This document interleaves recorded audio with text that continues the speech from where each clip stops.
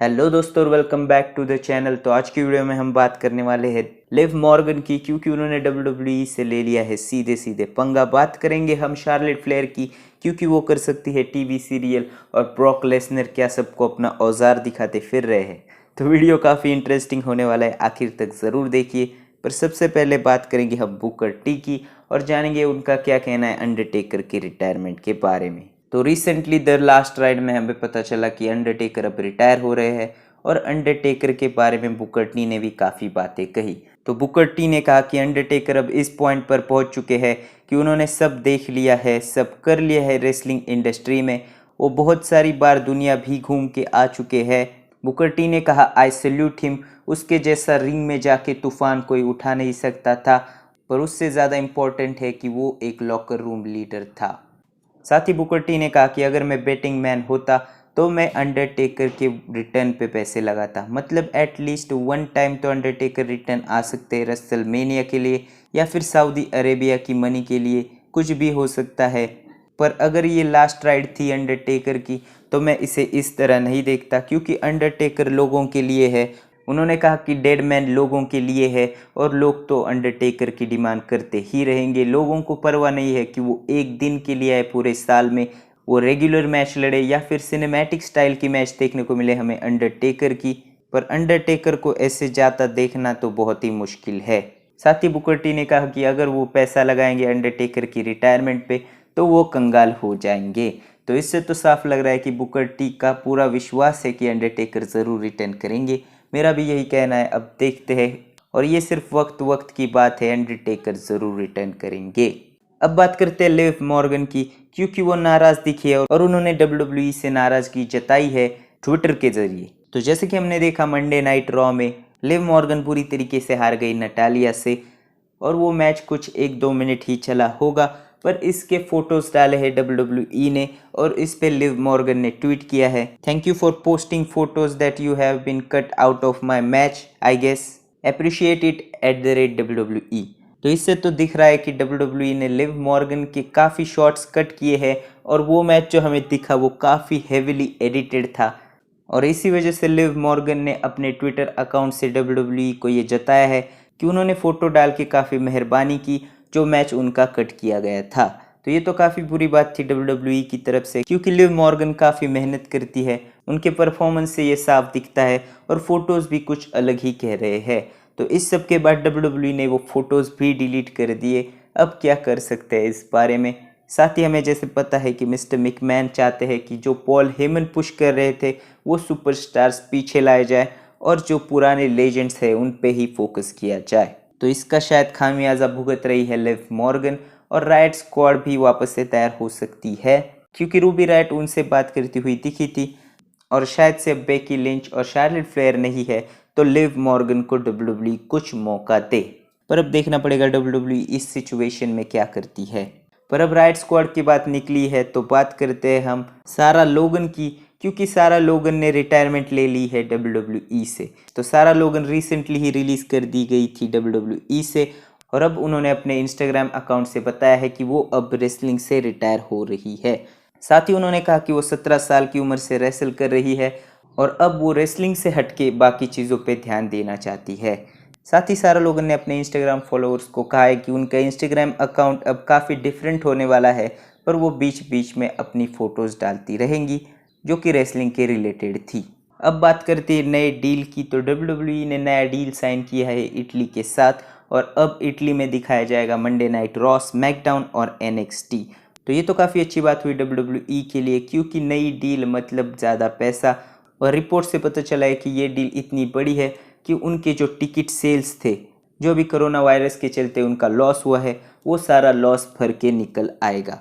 तो इससे mister McMahon तो काफ़ी खुश हो गए होंगे। पर अब बात करते हैं शार्लेट फ्लेयर की, क्योंकि वो जल्द ही टीवी सीरीज़ करती हुई दिखाई दे सकती है। और जैसे कि हमने देखा, शार्लेट इंजर्ड हो चुकी है रॉ में, और वो अपनी इंजरी सेल कर रही है। मतलब वो कुछ दिनों के लिए बाहर रहेंगी फिट होने के बावजूद, और वो शायद से रॉयल रंबल तक रिटर्न करेंगी।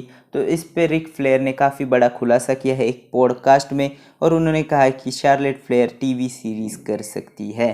तो रेसलिंग इंक के पॉडकास्ट में नेचर बॉय रिक फ्लेयर ने कहा, कि जैसे ही शार्लेट फ्लेयर उनकी कमिटमेंट ख़त्म करती है समर स्लैम में या फिर कुछ देर बाद समर स्लैम के, उन्हें क्लियर पता नहीं है कि शार्लेट की कमिटमेंट्स कब तक है, मतलब वो कब तक WWE में रहेंगी।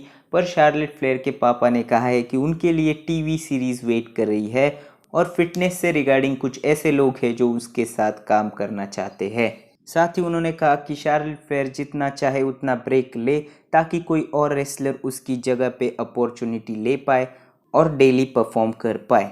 साथ ही रिक फ्लेयर ने कहा कि वो काफ़ी ज़्यादा अपसेट है लोगों के तानों से कि शार्लेट हर शो में दिखती है, काफ़ी ओवर एक्सपोज्ड है और उनकी वजह से कोई सुपरस्टार आगे नहीं बढ़ रहा वुमेंस डिवीजन से। तो रिक फ्लेयर ने कहा है कि अगर वो शार्लेट की जगह पे होते और उन पे ये आरोप लगते कि उन्होंने काफ़ी लोगों को पीछे दबाए रखा है, उनकी अपॉर्चुनिटी छीन ली है, तो वो कहते स्टिक इट, मतलब ये रियलिटी है, इसे आप बदल नहीं सकते। साथ ही उन्होंने कहा कि वो ज़्यादा टाइम टीवी पे दिखती है तो वो एक मिलियनेयर है और वो जो चाहे वो कर सकती है। साथ ही उन्होंने कहा कि इस कंपनी ने उसे मिलियनेयर बनाया है, तो जिन लोगों को लगता है कि वो ओवर एक्सपोज्ड है तो जो कर सकते हो कर लो। तो ये तो काफ़ी एरोगेंट सा जवाब था रिक फ्लेयर से, पर हम समझ सकते हैं उनकी बेटी है, उन्हें गुस्सा आना तो जायज़ है।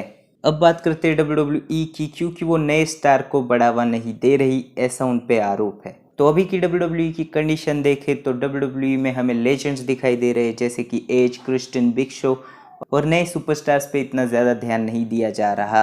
पर अभी बैक स्टेज रूमर्स से पता चला है कि WWE के जो मिस्टर मिकमैन है, और अभी बैक स्टेज रूमर्स से पता चला है कि मिस्टर मिकमैन और ब्रूस, जो कि अभी रॉ के भी प्रोड्यूसर मैनेजिंग डायरेक्टर है, उन्होंने डिसाइड किया है कि रॉ की रेटिंग बूस्ट करने के लिए लेजेंड्स को लाया जाए रॉ में और उन पे ही फोकस किया जाए। साथ ही रैंडी ऑर्टन और एज के फ्यूड को जो पॉपुलैरिटी मिली है उसकी वजह से भी ये डिसीजन हो सकता है। और रैंडी ऑर्टन अभी शो के MVP है। सेथ रॉलिंस, ड्रू मैकिंटायर और रे मिस्टीरियो अच्छा परफॉर्म कर रहे हैं, पर वो रैंडी ऑर्टन के आसपास भी नहीं है। रैंडी ऑर्टन के प्रोमोस काफ़ी अच्छे हैं, मस्ट वॉच है और उनके माइक स्किल में भी काफ़ी सुधार आ चुका है।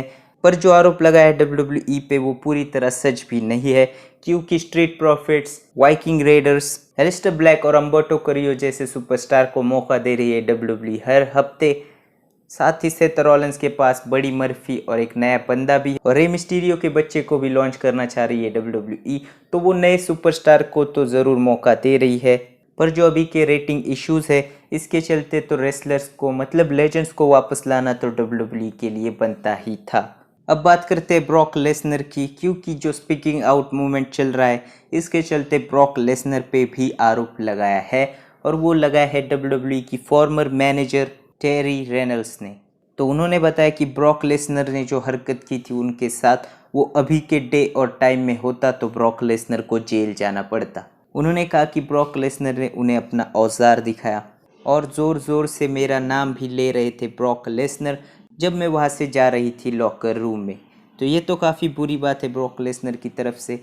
उन्होंने बताया कि ब्रॉक लेसनर लॉकर रूम में ही थे और वो जब आई तो ब्रॉक लेसनर ने अपना टॉवेल हटाया और बदतमीज़ी से बात करने लगे। साथ ही उन्होंने बताया कि ये काफ़ी बुरी हरकत थी ब्रॉक लेसनर की तरफ से और उन्होंने ऐसी महिला का अपमान किया जो उस समय काफ़ी काम कर चुकी थी WWE में एज अ मैनेजर और उनकी काफ़ी रिस्पेक्ट भी की जाती थी बिजनेस में।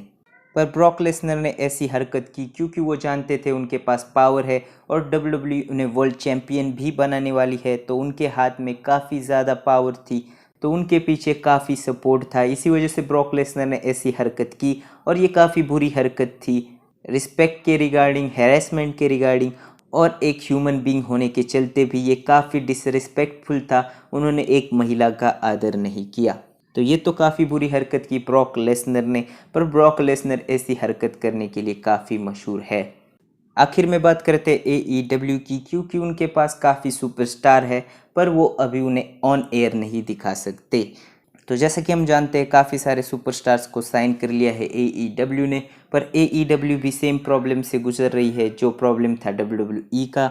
वो सारे सुपरस्टार्स को ऑन एयर टाइम नहीं दे सकती, मतलब टीवी पे नहीं दिखा सकती, और इसके चलते काफ़ी रेसलर्स नाराज़ भी हो चुके हैं और AEW को इस सिचुएशन का सोल्यूशन भी नहीं दिख रहा, क्योंकि उनके पास अभी एक ही शो है, वो है AEW डायनामाइट, और वो भी 1 मिलियन मार्क पास नहीं कर पा रहा व्यूवरशिप में।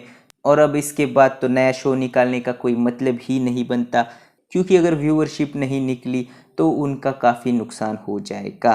तो अभी AEW इसी स्ट्रगल से गुजर रहा है। अब देखना पड़ेगा कोडी रोड्स इसके बारे में क्या करते हैं। पर आज की वीडियो में इतना ही था। वीडियो पसंद आया तो लाइक कीजिए, सब्सक्राइब करे बगैर कहीं मत जाना। मैं आपसे मिलूंगा अगले वीडियो में, तब तक के लिए बाय बाय।